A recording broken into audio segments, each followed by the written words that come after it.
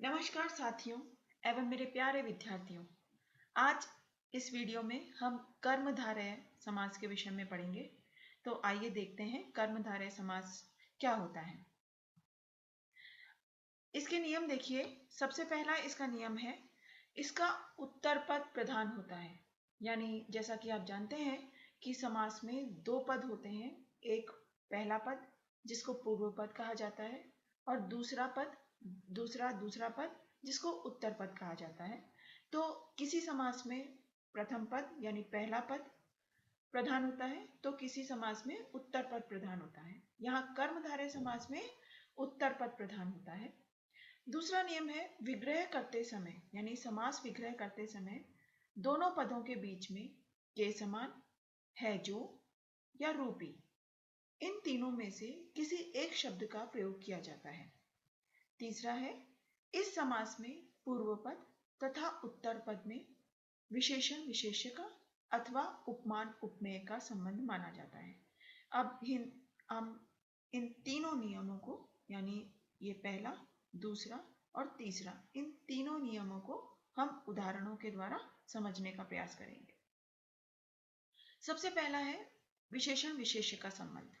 देखिए, विशेषण विशेष्य क्या होता है? विशेषण होता है जो विशेषता बताई जाती है, यानी कर्ता की वाक्य में जो भी विशेषता बताई जाती है वह विशेषण शब्द कहलाता है। और विशेष्य यानी कर्ता जिसकी विशेषता बताई जाती है वह विशेष्य कहलाता है। देखिए, पीतांबर, पीला है जो अंबर। कृष्ण सर, कृष्ण है जो सर। यहाँ पर आप देख रहे होंगे कि जैसा कि हमारा दूसरा नियम था कि विग्रह करते समय दोनों पदों के बीच में के समान, है जो में से कोई शब्द आता है, यानी किसी एक शब्द का प्रयोग किया जाता है। तो विशेषण विशेष्य का संबंध बताने के लिए हमने यहाँ पर है जो का प्रयोग किया है। देखिए, महाराज, महान है जो राजा। शुभागमन, शुभ है जो आगमन। यहाँ पर आप देख रहे होंगे कि जैसा कि पीतांबर, कृष्ण सर, महाराज, शुभा आगमन, इसमें आप देख रहे हैं कि पीला, कृष्ण, महान और शुभ ये सभी विशेषण हैं, जबकि अंबर, सर, राजा और आगमन ये सभी विशेष्य हैं।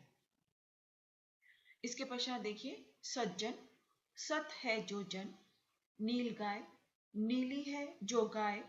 महादेव, महान है जो देव। और नील कमल, नीला है जो कमल। अब आप यहां भी देख सकते हैं, सत, नीली, महान और नीला ये सभी विशेषण हैं। और ये जिनके विशेषण हैं वे हैं जन, गाय, देव और कमल। यानी इन सभी उदाहरणों में हमने विशेषण विशेष्य का संबंध देखा है। ये सभी इसके विशेषण हैं और इसके पश्चात ये सभी विशेष्य हैं। और ये जो सभी हैं यानी अंबर, सर्प, राजा, आगमन, ये सभी उत्तर पद हैं, इसलिए यहाँ पर उत्तर पद ही प्रधान है। इसके पश्चात एक और संबंध हमने बताया था, उपमान उपमेय का संबंध।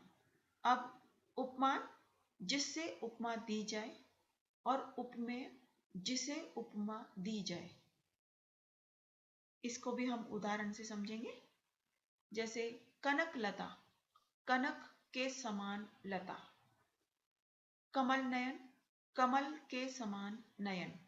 और एक बात मैं इससे पूर्व आपको समझा देना चाहूंगी कि जब भी हम उपमान उपमेय संबंध देखते हैं या उपमान उपमेय का संबंध जब हम इसमें बताते हैं, तो जो दोनों पदों के बीच में जो लगता है शब्द वह लगता है के समान, यानी इसके समान हम इसे बता रहे हैं। तो उसी प्रकार देखिए, चरण कमल, कमल के समान चरण।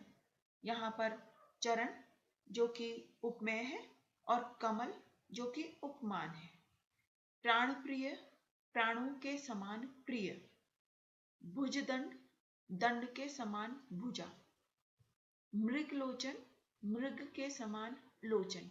यहाँ पर आप देख रहे होंगे कि ये सभी कनक, कमल, कमल, प्राण, दंड और मृग ये सभी उपमान हैं, जबकि लता, नयन, चरण, प्रिय, भुजा और लोचन ये सभी उपमेय हैं।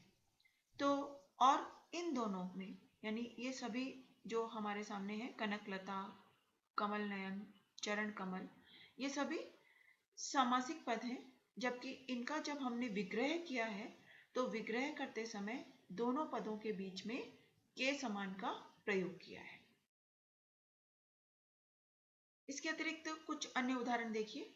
वचनामृत, विद्याधन, देहलता, क्रोधाग्नि। यहां पर हम देखेंगे कि जब हमने नियम बताए थे तो उस समय यह भी एक नियम था कि रूपी शब्द का भी हम कभी कभी प्रयोग करते हैं, और रूपी शब्द का प्रयोग करने के लिए या उसे बताने के लिए यहां पर हमने कुछ उदाहरण दिए हैं। देखिए, वचनामृत, वचन रूपी अमृत। विद्याधन, विद्या रूपी धन। देहलता को हमने समास विग्रह करके लिखा है देह रूपी लता। और क्रोधाग्नि, क्रोध रूपी अग्नि। यहां पर ये सभी जो पद हैं ये सामासिक पद हैं। इनका जब हमने समास विग्रह किया है तो इन दोनों पदों के मध्य में या बीच में हमने रूपी शब्द का प्रयोग किया है। यदि यह वीडियो आपको पसंद आया हो तो कृपया लाइक करें और अपने कमेंट्स लिखना ना भूलें। धन्यवाद।